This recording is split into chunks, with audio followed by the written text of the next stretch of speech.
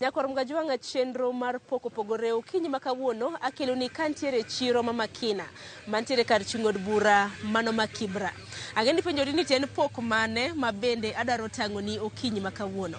Kene no lweta Nyakor Mgajuanga ineno nitiere achiel kuom ringa mabende arwako kanyo. Gin moko kuom mwandu mago mag dusruok mabende joma mine jathoro rwako. Nitiere onagi mabende osebedo kaloso mwandu maket kod magi mane chiro mamakina. Oloso rings, oloso tigo, oloso stadi e kin mwandu mamoko. Mane kit pok mabende adaro mar mondo mi atangni okinyi makawuono machiegni adaro mar mondo mi adhi arom kode. Nyinge en Samuel Achayo. Kik wiwil gi nyinga Sharon Ng'ao machiegni.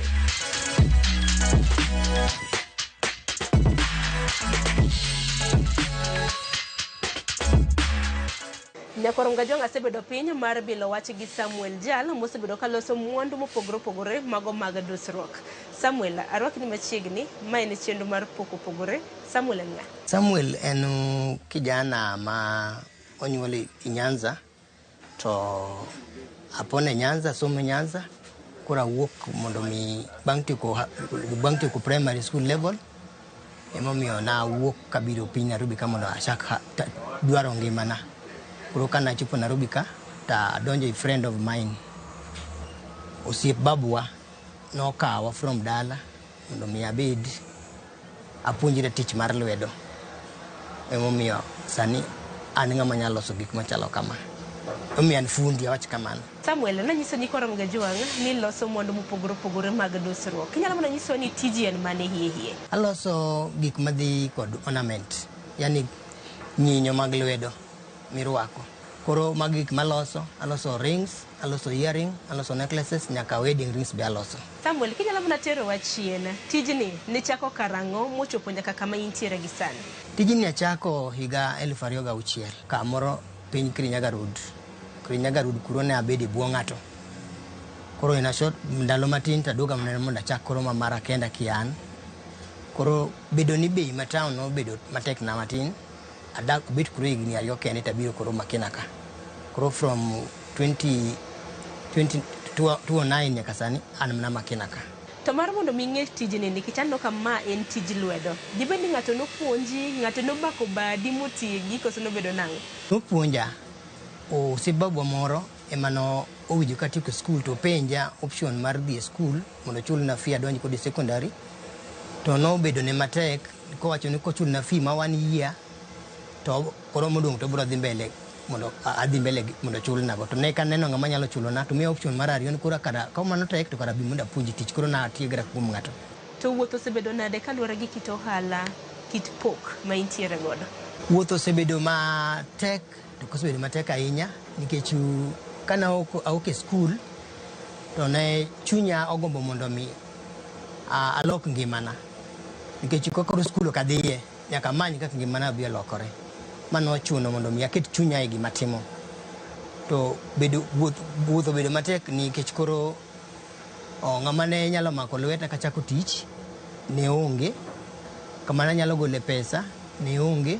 Koro natiyo mana gi gima tin mana nyalo nwang'o ka kuom ng'ama nopuonja tich. To Samuel, inyise Nyakor Mgajuanga mwandu ma iloso nikech an kang'iyo aneno stadi, aneno rings. Dibendi iloso mana mwandu mag mine kende to kosa mana joma chuo, joma wuoro iloso negi mwandu? Mostly to gin mine, thothgi gin mine, to joma chuo be aloso ne moko. Nikech wedding rings ngo ji ariyo marwako to aloso negi. Nitie joma biro nyaka naloso nyaka bangles gini bracelet mag lwedo mag joma chuo. Koro gibiro gi gik ma gidwa mondo los negi. Koro lakini mang'eny to loso ne joma mine to joma chuo be aloso ne moko. To nang'o miyo ni mag mine ahinya ema jathoro loso? I sector mar jewelry ni mostly joma mine ema odich kod gik miloso. Ke joma chuo en ko onyalo bedo gi ring to kata ring achiel for full year makoloko. To ng'ama miyo to ng'eni enodhi gi fashion kendo rango kata law samoro gima odwaro rwako gi lawe. Koro momiyo joma mine ema nie gini ahinya thothgi. Sani waloso ne kotende gi materials ma bende itiyogo mar mondo mi los mwandu mag dusruok ma kamagi. Akeni gin materials mage mitiyogo? Aloso gi brass, aloso gi copper, aloso gi silver, aloso gi gold moko. To Samuel, materials gi igolo kanye? To be nyalo mana nyiswa pogruok e materials adek nikech wacho ni itiyo gi gold, itiyo gi brass, itiyo gi silver. Pogruok mantiere en ni kila ng'ato ka ng'ato dwaro gima chunye dwaro. To pogruok mar bei magigo be nitie. Gold beche ni malo, waluwe gi silver, to waluwe gi copper then brass. Koro ing'e ni ng'ato kobiro nodwaro gold nyaka ugo kode wach mar gold. Kodwaro silver titiyo los ne silver. To kodwaro brass be nyaka los ne brass. Koro ing'e ni gigi te gini kod bechgi. Ma sami loso gimoro to gino iloso gima ni kod beche. Bende kata mana kopogore gi brass, materials mopogore miloso godo mwandu mag dusruok. Bende aneno kuom ranyisi kata mana ka antiere gi study makama. Donno ka intiere gi tigo ei. To tigo gi tigolo kanye tidoso gi godo nade. Jo material gi asos gi ka ogolo gi dukni. Nikech asebedo industry ni ma ndalo mang'eny aseng'eyo jok ma import gi, dukni ma import gi, jok ma be kelo gi, ji ajia ma kelo gi, kod jok ma be tiyo kod gi, to gikelo gi excess mwanyalo nong'o kuom gi. Koro pogruok mantiere en nengo machon cha gi nengo masani pogruok nitie. Koro ka wawuoye ranyisi mar brass. Brass kila achiel nwanyiewo siling 500 chon. Sani wanyiewo siling 2,200. Silver nwanyiewo gram achiel siling 50. Sani gram achiel wanyiewo siling 300. Koro pogruok nitie. Copper nwanyiewo kila achiel siling 400. Sani wanyiewo siling 1,800 kila achiel. Koro pogruok nitie.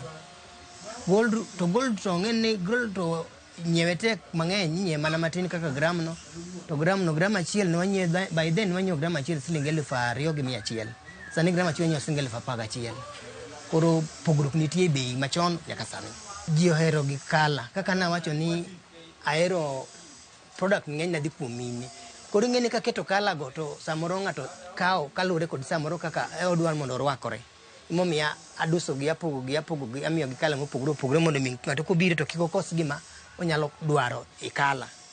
Mano momiya aketo gi kala go kamano. To designs be nanno kilony intiere koda designs mopogore malombo wang'. Designs tigolo kani? Ng'eny gima timo kani go an magi to ng'eny gin pacha. A design gimoro kenda.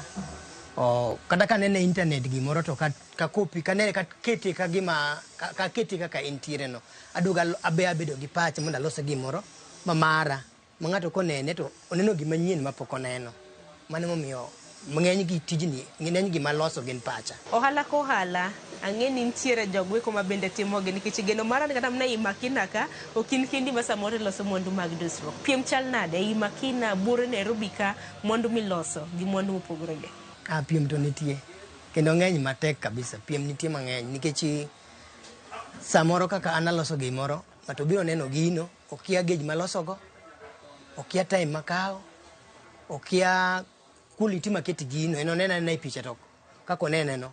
Koro biro chuno ng'ano en konene e picha to odhi kete i pache, to odhi olose makong'e idea makalo gi process makalo kodo mondo mi alose kod quality malose kodo. Mano piem mantie mang'eny kabisa. Samuel, kiwacho ni piem nitiere, higni go duto te ke mae ohala mitimo ma kelo ni yuto kaka inyalo konyori e ngima mari mapile. Ng'anyalo penjo gi dho ngere ni what makes you stand out? Ang'o ma kitiyo ko kacha momiyo ohandi ni pod ochung' kar tiende? Asebedo ka arito quality mara. Then awinjo customer idea, pach janyiewo. Ng'eny janyiewo no kisewinjo pache to basi be irito quality ni to ibiro sika.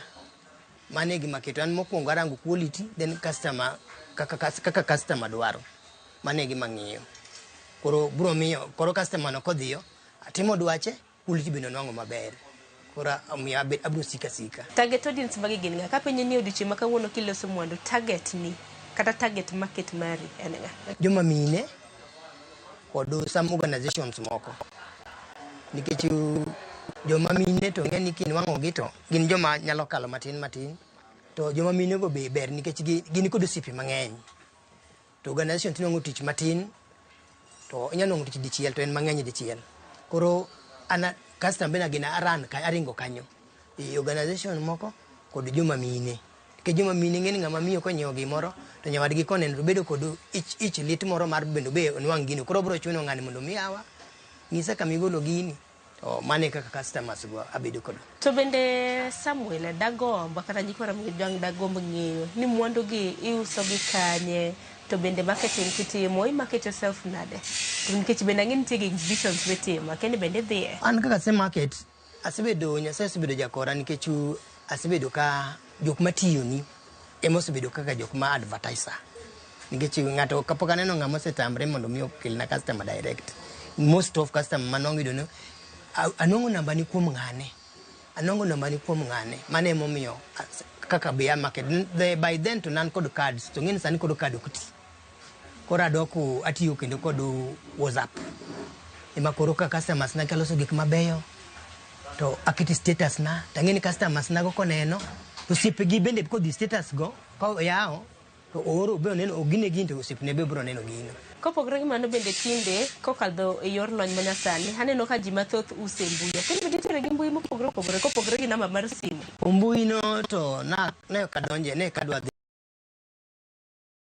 Instagram mondo alos Instagram mara nikech mbui no kanyo koro tho mar biashara koking'iyo malong'o, nikech kokiketo website mari to idhi kata e gik moko mayot to biro miyo mondo itho piyo nikech ji biro copy to ino kibinwang'o ohala. Jok man kod kaka website biro mayo ohala no kapok ichopo kuomi. To kaka wacho wach website no kende bende dibed nitiere gi chenro mar loso website machiegni ni? An gi chenro mar loso website mara mondo kora bindi nikech gima loso an ok aloso gima neno mar ng'ato, aloso pacha. To bende piny Kenya ka nitiere kuonde minyise mwandu ma bende ong'ere gi dho ngere kaka exhibitions. Akende bende yudo thuolo mar tero mwandu magi mabeyo gi mar mondo mi oganda mamoko bende ng'e. Exhibition go to nitiere to ji osebedo ka invite to athoro timo bedo atemo tugo achiel nikech ka ng'ato en ng'ama trust ni biro dhi exhibition to anyalo miye mwandna to odhi okelona pesa kaka wawinjore to odhi ouso.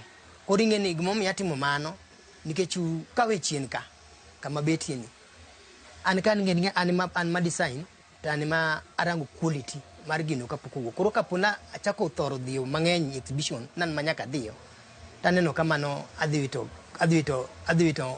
chuny tich mara. Koro afadhali mondo jok mo client maga moyie ma neno ni product ni beto okonyiewe to dhi exhibition tang'ise ne kara dhi nagi ma to mostly gidiyo to giuso gikelna obeda dagi pesa. To nengo mar Samuel rengo nade nikech ang'eni ka iuso ne jo retail, jok mar donjo e duka ni to nyiewo, to be nitiere jok ma nyiewo gi in bulk ka ging'eny, retail gi wholesale. Nengo opogore. To ka uso wholesale ta uso bei man piny matin. Rangisi kaka earring achako an kod earring machako siling 400 nyaka siling 800 mano wholesale. To ka obiro retail earring no to ochakre siling 1,000 nyaka 1,500 kuom achiel. To oro ka wadhi kata mani kaf kaka mirwako mar lwedo ni man ga uso siling 800 wholesale to retail auso siling 1,500. Achayo dong samoro nyiswa ni en ang'o ma bende nyalo loso no okinyi ma kawuono mondo nyikwara Mgajwang' ne kit tich lweti mitimo. Abro loso mag earring, mag study, mag it. Abro loso to process mare akawo waya. Kase ikawo waya gauge milose kodono tang'ado sizes.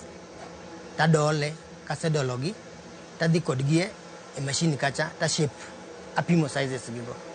Then katieko pimo sizes gigo tabiro kode gas kanyo kama riwogie. Then tawang'e kanyo, kase wang'e kanyo tagole kanyo kendo akete chemical moro kacha mondo gol chilo mawang'o kod mach cha. Kase golo chilo no tatere e machine kacha ta ago sandpaper mondo bed smooth. Then adonjo e polishing mondo bed maler. Then koraka onyalo bedo product machalo kama. Koro korumo to en study maber kama. Mago process gi kan gi tigo no to tigo ni makura a design go gima loso kaka koroma ni go kan gi tigo ni to akunga tweyo tigo no chase ma kama dhi donje no tigo ni mokunga dhi anyiewe duka anyiewo gi kala mopogore koro madwa loso achako tweyo kata kachiel ni atweyo chase ni mokuongo kaso chase ni barwake modonje kanyo tadhi awang'e kacha ma wang'ne chien mare ni monindi maber madhi ago e sandpaper kora ka bia loso waya ni kendo kase loso waya ni taduoga wang'e kanyo kasewange kanyo duoga wang'one kama dhi mako earring ni imako hukni be aloso be en mana waya mang'ado kuom wache man go matiyogo en waya matin koro en waya maduong' kaka mapiny ni nikech koro it ng'ato ok nyal keto waya maduong' giket waya matin mondo donje iteno koro mano kaselose batieke te tadhi agoye mashin kucha koda kaduogo ayueye kaduoga fito tigoni kanyo tigoni aketo ka koro asetieki makoro kaseketo tigoni kata ayueya to bedo gima koro ikre ma ng'ato nyalo rwako. Magi to gin mana designs magi gin mana design maloso wuon kende mag picha kaka Africa ni adhi cyber tagolo photocopy mar Africa ni kasegolo photocopy ni tabira bawo gauge mar mabat madwa ng'ado no tagolo African anyalo gole Africa man kod line mar Africa no amanyalo gole Africa man kod block man kod Africa ma block kama then kasegine kama tatucho taloso ne link mabro make e chain amanyalo bedo kata earring mirwake it picha no nyaka dhi agole cyber okecho kanyal gore mug maber kora dhi gole picha no e cyber tabira loso kodo gima dwa loso kajal mano yudo tiegruok e kit tich mitimone manyaka sani kelo ni yuto akeni in bende sire thuolo mar tiego oganda be nitiere yawa madwaro ng'eyo tij lwedo tij loso mwandu mag dusruok nitiere misetiego jita an thuolo mar puonjo ng'at modwaro to kata moko ntima sipuonjo ma kata last month dwe mokalo nyocha an kod nyako moro mane puonjire tich ka ma nyocha puonjire tich ka nigo dweche 4 nikech ne wayiero kode gima nodwar mondo otim koro dweche 4 go no puonjire tich moseng'e tich sani nyocha osebedo kendo customer na kendo makonyal loso to koro achaka kenda timo nade amiye odhi uso koro apuonjo ji kata ndalo moko sirikal nogolo ne luongo ni KEPSA kawo nyithindo moko to ipogo ji an ayudo interns karibu chiegni 4 ni kuom sirikal mana puonjogi but kana follow up moko ne kodhi e biashara no moko no kara de gin no na chudo ma sirikal chulo gi to koro ticho gido ok ne gine to ne timoro mana fuato ne onge tich kabisa donge sirikal ne chulo nyaka ngami puonjo koro ngeni gini chal joma ne gin girango mana msara ne gi rang tich to but timoro mana obedo mariek sana ma winjo no yawo tich yor Kiambu kucha to kama koro dhiye kanta ng'e lakini na winjo no tiyo tijini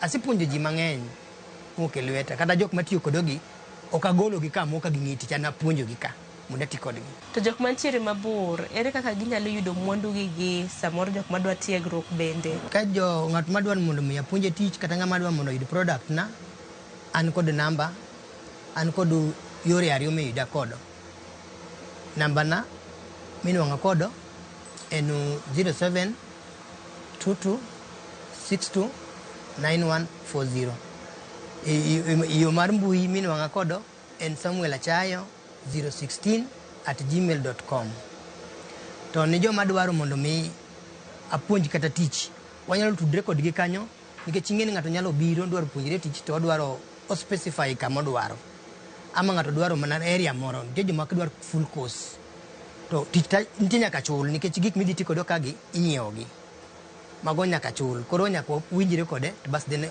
anyalo puonja ng'ato tich ni ng'ama dwaro gik minyiewo auso achiel ama nyalo uso mang'eny bulk auso mang'eny kata ng'ato nigi design mar gi product modano losne onyalo orona WhatsApp mara e namba nano ma 0722629140 then aneno then alosone then anyalo aoronego to kama ntiere minwang'a en Makina Market Kibira kiwuok gi town ka mtoka namba 32 Kenya Bus Railways number 8 keli nyaka Makina Market stall mantiere i Makina ka and stall number 409 Nikwara mga jongo seno mwandu mopogore tipo giseneno malombo wange ng'ato nyalo penjo ni to mwandu gi loso gi tools mage nikech mar mondo mi dusgi magibed kni koro ka gin ready made ready for the market tools mage mitiyogo dachayo tools matiyogo loso mwandu mabeyo gi an kod grinding machine mano mar polishing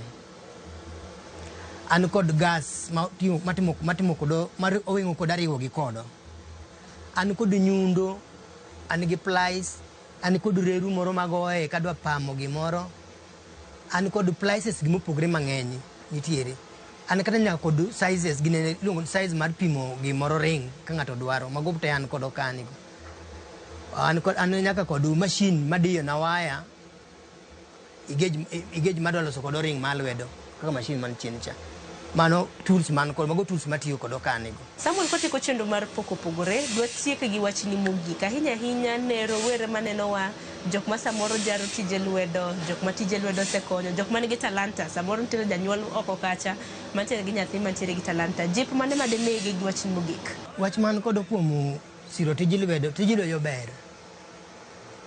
Kendo ng'ama nigi nyathi ok unidi nyaka som buk te. Tije lwedo ber nikech tije lwedo ni biro miyo ng'ato pache tiyo seche duto. To ni nyithindo ma jonyuol man kod nyithindo, nyathi otim gimoro mondo mi nyathi ngima mare olok kende, janyuol ok nyal loko ngima nyathine. Nyathi loko ngima mare kende. Kendo tich ng'ato nyaka kete chunye ka dwaro tich gima timo mondo mi kata ko tije lwedo ber nikech tije lwedo en gima nyalo yawo pach ng'ato, nyalo miyo ng'ato ng'ere mang'eny, nyalo miyo ng'ato dhi mabor. Samuel, mwandu miloso ber, akeni dayier mana otama kata mana ma dayier nikech gibecho na te.